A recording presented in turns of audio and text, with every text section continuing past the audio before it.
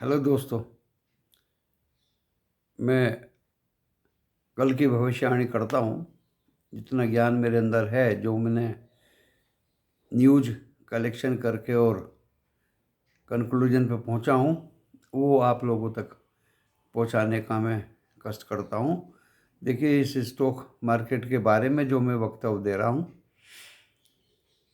उसमें अगर आप किसी शेयर को ख़रीदने बेचने में नुकसान या फ़ायदा उठाते हैं तो उससे कोई मेरा लेना देना नहीं है। जो भी आप शेयर स्टॉक मार्केट से खरीदे बेचें, अपने पर्सनल फाइनेंशियल एडवाइज़र की सलाह ज़रूर ले लें। दोस्तों, ये मेरा एक डिस्क्लेमर है, क्योंकि सेबी के आदेश हैं। गवर्नमेंट ऑफ इंडिया का कहना है कि आप अपना एक डिस्क्लेमर दे दिया करें। तो ये मेरा वक्तव्य इस चैनल पर एजुकेशन पॉइंट ऑफ व्यू से मैं इसको वीडियो को बना रहा हूँ। तो देखिए, एक एकेडमिक पर्पज़ के लिए ये है, और आप इंडियन मार्केट को समझें कि ये क्या क्या होता है, इसमें किस तरह से शेयर बाज़ार चढ़ता है, उतरता है या फ्लैट रहता है। उस बारे में मैं ये अपना जीता जागता वक्तव्य इस अपने चैनल के माध्यम से आप तक पहुंचाने का कष्ट कर रहा हूं। देखिए दोस्तों, रात भर का डेवलपमेंट, रशिया का यूक्रेन पर चढ़ाई हमला, तरह तरह के वक्तव्य,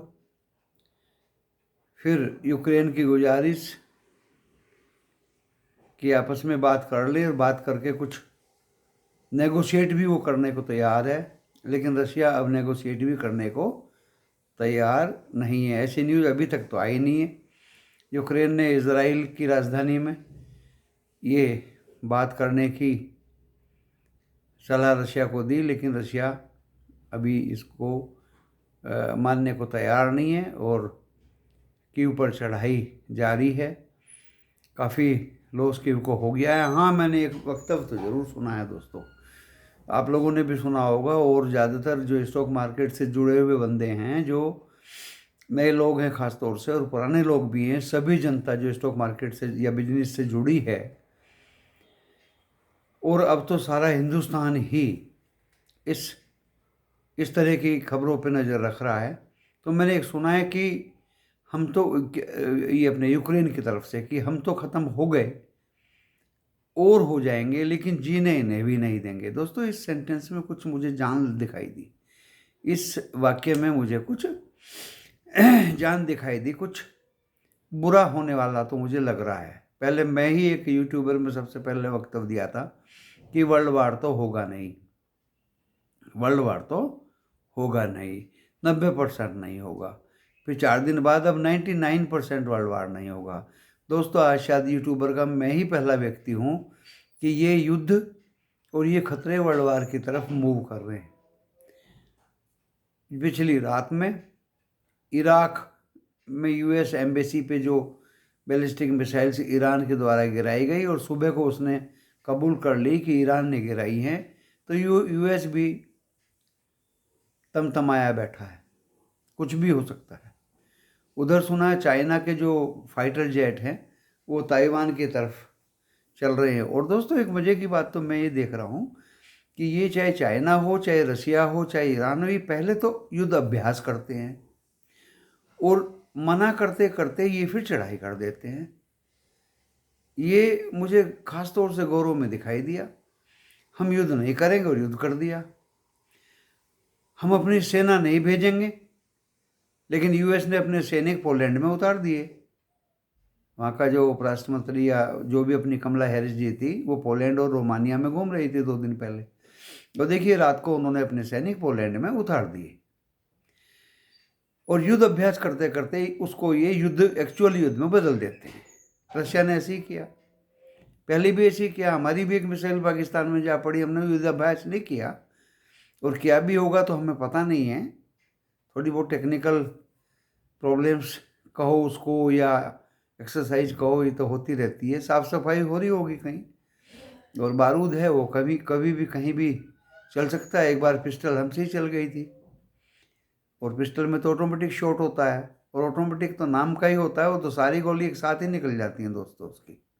वो तो अच्छा है कि उसकी निशाना आगे की तरफ लगा हुआ था, तो बारूद का कुछ पता नहीं होता। और ये नॉर्वे में अभी अभ्यास चल रहा है नाटो का, और नॉर्वे को रशिया ने चेतावनी भी दी है। रशिया का काम तो चेतावनी ही देना है, और उधर यूएस को भी चेतावनी दी है, आप हथियार नहीं दोगे, हथियार दोगे तो हम समझेंगे कि आप युद्ध में शामिल हो गए। और यूएस तो ये हथियार दे रहा है, और हथियार देने का वादा भी किया है खुलेआम कि मैं तो हथियार दूंगा यूक्रेन को, और यूक्रेन लंबा युद्ध लड़ता रहेगा। तो इन बातों से, इन घटनाओं से और इन वक्तव्यों से ऐसा लग रहा है कि ये युद्ध अब वर्ल्ड वार की तरफ मूव कर रहा है दोस्तों। देखिए, अपना अपना विचार है, मेरा विचार तो यही है, और मेरी सोच में तो यही बात आई। नॉर्वे में जैसे नाटो का अभ्यास शुरू हो गया है, और वो काफ़ी एक्सरसाइज उधर कर रहे हैं। सुना नॉर्वे रशिया से मिला हुआ कोई कंट्री है, छोटी कंट्री है ये सब। और मैं आपको एक इन सब से हट के बात बता देता हूँ। यूक्रेन में काफ़ी लोगों ने घर छोड़ दिए हैं, यूक्रेन में काफ़ी विनाश हो चुका है, जैसा मैं चित्रों में देख रहा हूँ। और ये उसी तरह की लड़ाई है दोस्तों, आप भी कस्बे में या गांव में देखते होंगे, जब एक कुत्ते को दूसरा दबंग कुत्ता दबा लेता है, वो तब तक नहीं छोड़ता जब तक उसको जान से ना मार दे। ये मैंने खुद अपनी आंखों देखा है। अगर वो कमज़ोर कुत्ते की तरफ से उसके मोहल्ले के 2-4 कुत्ते भाग के उस बड़े वाले के ना चिपट जाएं, या पीछे ना पड़ें, या उस बड़े वाले को अपना खतरा महसूस ना होने लगे, वो तब तक दोस्तों नहीं छोड़ता। और इस युद्ध में यही हो रहा है।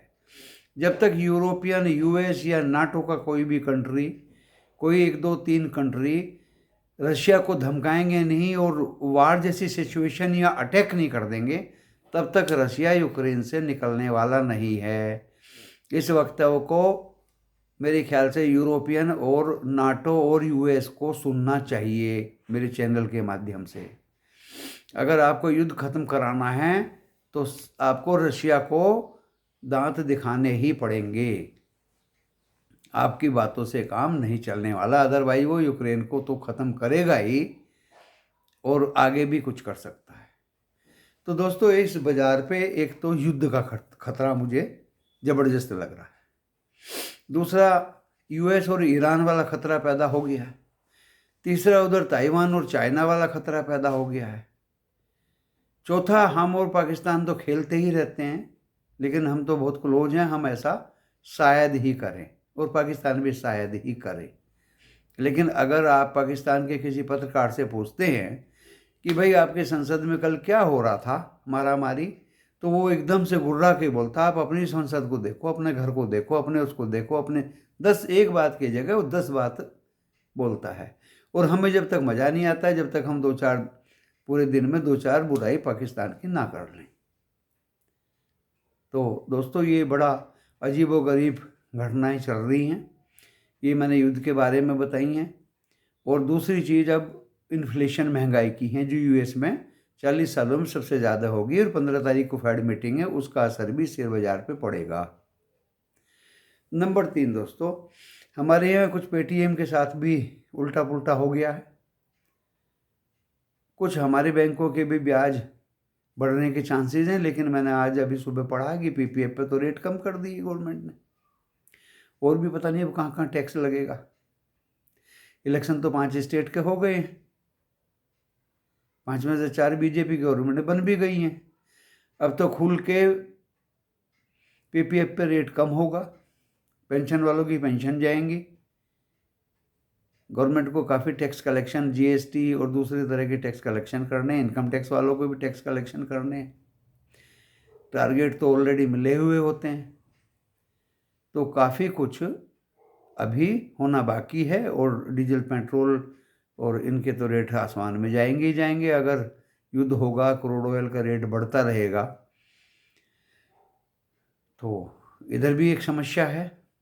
परेशानियां तो बहुत ज़्यादा हैं। अब ये सारी चीज़ मैं इस स्टॉक मार्केट के निफ्टी और बैंक निफ्टी के संदर्भ में ही बोल रहा हूँ दोस्तों। कोई मैं एक बिल्कुल अजीब या नई बात नहीं बोल रहा हूँ। कल मुझे भविष्यवाणी करता हूँ कि कल मुझे इस शेयर बाजार में अगर ये थोड़ा बहुत ग्रीन भी हो गया तो माइनस की तरफ जाता हुआ ज़्यादा दिखाई दे रहा है। अभी देखिए, ना तो डो जोन्स का फ्यूचर आया, ना ही अभी कोई एशिया के बाज़ारों की न्यूज़ आई, ना ही अभी कोई यूरोपियन मार्केट खुला जो कल 1:30 बजे खुलेगा दोपहर को। और एक अनुमान ही मैं लगा सकता हूँ, SGX जरूर थोड़ा सा 170 पॉइंट डाउन है। मैं तो सोच रहा था कि ये डाउन हो गया है थोड़ा सा, कहीं इसको सुरसुराहट मिल गई होगी तो इसलिए ये डाउन हो गया है। और नेस्डैक और डो जोन्स की वजह से भी ये गिर सकता है। तो दोस्तों वो तो गिरे ही हैं। अभी मुझे ऐसा लग रहा है कि कल ये अगर ग्रीन में भी खुलता है तो ये माइनस की तरफ जाएगा बाजार नीचे का ही रुख आने वाले हफ्ते और उससे अगले वाले हफ्ते में भी दिखा सकता है। दोस्तों आप अपने आप को सतर्कता से इस बाजार के साथ डील करिए। और पुट राइटिंग, कॉल राइटिंग और दूसरे जो ऑप्शन और फ्यूचर्स हैं उनमें तो खेलने का ज़रूरत मेरे दर्शकों को नहीं है। मैंने सीधे सीधे ही एक सलाह दी हुई है। मैं तो सलाह ही दे सकता हूँ, वार्निंग तो गवर्नमेंट देती होगी। दूसरी बात दोस्तों, एक जो जितने भी पेनी स्टॉक्स हैं, मरियल स्टॉक्स हैं, वीकर स्टॉक्स हैं, बैड गवर्नेंस के मालिकों के स्टॉक हैं, उनकी तरफ बिल्कुल ध्यान मत दीजिए। मैंने हल्ले गुल्ले से गेल बताया हुआ था, मैंने हल्ले गुल्ले से सेल बताया हुआ था, दूसरे स्टॉक्स भी और बताए हुए थे, खैतान भी बताया हुआ था, दीपक भी बताया हुआ था, पिरामिल भी बताया हुआ था। पूरी 36 की स्टॉक की लिस्ट बताई थी और उसके बाद भी वे मेरे अनुसार तो अपना टारगेट अचीव कर चुके हैं। आप बेचें या अपने पास रखें वो आपकी मर्जी, लेकिन मेरी एक यही एडवाइस है कि आप राइज पे अगर बाजार बढ़ता है तो अपने स्टॉक में मुनाफा बुक जरूर कर लीजिए मेहरबानी करके। अब वो समय नहीं है कि स्टॉक ज़्यादा लंबे समय तक रखा जाए। अगली भविष्यवाणी तो मेरे दिमाग में आ रही है, बहुत खतरनाक भविष्यवाणी है। वो मैं अगले हफ्ते के सोमवार, मंगल या बुध को कभी भी डिक्लेयर कर सकता हूँ और मेरी भविष्यवाणी सटीक ही निकलेगी। मैं कच्ची बात इस चैनल पर नहीं बोलूँगा दोस्तों, जो मेरे दिमाग में है और मैं विद साइंटिफिक कैलकुलेशन के द्वारा उन भविष्यवाणियों को पेश करता हूँ। तो कल या परसों में या उसके अगले दिन ऐसी भविष्यवाणी पेश करूँगा जो 100% सत्य होने ही होने वाली है। दोस्तों मेरे दिमाग में घूम रही है। अभी आपका बाजार ज़्यादा नहीं गिरा है, अभी तो 12-13% की ही बात है। कोरोना में 40% तक गिर गया था दोस्तों। उससे पहले 2008 में मैंने 52-53% की गिरावट देखी थी दोस्तों। उससे भी पहले दोस्तों एक बार मैंने 87% की गिरावट देखी थी इस निफ्टी और बैंक निफ्टी में। तो दोस्तों आपको हिंट तो मैंने दे ही दिया है, आप सेल ऑन राइज करते चलिए मेहरबानी करके। कल थोड़ा बहुत ग्रीन में अगर जाएगा, फ्लैट खुलेगा ग्रीन में जाएगा, लेकिन नीचे जाएगा, ये मुझे साफ साफ इस बाज़ार में दिखाई दे रहा है दोस्तों। कल मैंने एक एजुकेशनल चैनल बनाया था ऐसी से जुड़ा हुआ कि अगर कोई स्क्रिप्ट ऊपर जाए तो आप बेच दीजिए, और किस तरह से आप मारुति में या टाटा स्टील में या रिलायंस में या कोल इंडिया में अपने बाइंग कॉस्ट को कम करें। इस संदर्भ में मेरा कल का वीडियो था जो मैंने काफ़ी मेहनत के साथ बनाया था। पेनी स्टॉक्स का क्या करें, उसमें एवरेज करें ना करें, उसके बारे में भी मैंने डिटेल बताई थी। और आपको एक ऐसा स्टॉक के बारे में भी बताई थी कि लेके भूल जाइए, वो तो अच्छा खासा 7-8-9-10 गुना हो ही गया है। उसमें रोज़ रोज़ दिमाग लगाना, काटापीटी करना, नींद हराम करना सब बेकार है। तो दोस्तों मैंने 4 चरणों में कल अपना एक कोर्स दिया था आपको, अपने बच्चों को, और अपने आप उसको ध्यान से कई कई बार वीडियो को सुनेंगे, समझेंगे। वो जो बच्चे फाइनेंस, बिजनेस या दुकान करते हैं उनके भी काम आएगा। और आप मेरे इस चैनल को सब्सक्राइब करें मेहरबानी करके, और बेल आइकॉन का बटन दबाएं ताकि ये वीडियो जो मैं अभी अपलोड करूँगा आपके मोबाइल के एंड्रॉयड स्क्रीन पर आ जाएगा और आप इसको तुरंत देख के अपनी जानकारी अपडेट कर सकते हैं। और डिस्क्लेमर मैंने दे ही दिया है, तो छोटा ही वीडियो मैं बना रहा हूँ, ज़्यादा बड़ा वीडियो तो मैं नहीं बना रहा हूँ। थोड़ा भी अगर बढ़ा हुआ बाजार हो तो आपको चाहे कुछ भी लगे, 2 पैसे अगर लाभ में कम भी मिल जाते हैं तो दोस्तों उसको लाभ ही कहते हैं। और अगर नुकसान में आप बेचते हैं तो दुख होता है। लाभ में 2 पैसे कम भी मिल जाएं तो उसको लाभ ही बोलते हैं। आप लाभ में, प्रॉफिट में, अपने स्टॉक में प्रॉफिट बुक करिए और बाजार के नीचे आने का इंतज़ार करिए। डेफिनेटली आपको जो स्क्रिप्ट, जो स्टॉक आप बेच देंगे, आपको नीचे में वो ज़रूर ही मिलेगा, वो 100% आपको मिलेगा। मैंने जनवरी में और जनवरी के लास्ट में और फरवरी के लास्ट में वीडियो बनाए थे कि टाटा स्टील को मैं 3-4 बार बेच चुका हूँ और ले चुका हूँ। मारुति को मैं 1 बार बेच चुका हूँ, ले चुका हूँ, अभी दूसरी बार बेचा है, लेने के लिए बैठा हूँ। तो दोस्तों नीचे ज़रूर मिलते हैं। जो स्टॉक आप बेच देंगे ग्रीन में, मेहरबानी करके ग्रीन में और प्रॉफिट में, वो आपको नीचे 100% मिलेंगे ही। तो मैं आपकी लाभांश की कामना करते हुए, और कल की भविष्यवाणी, ये फ्लैट खुलेगा, ऊपर जाएगा, फिर नीचे में बंद होगा, इसी के साथ मैं अपने इस वीडियो को विराम देता हूँ। नमस्कार।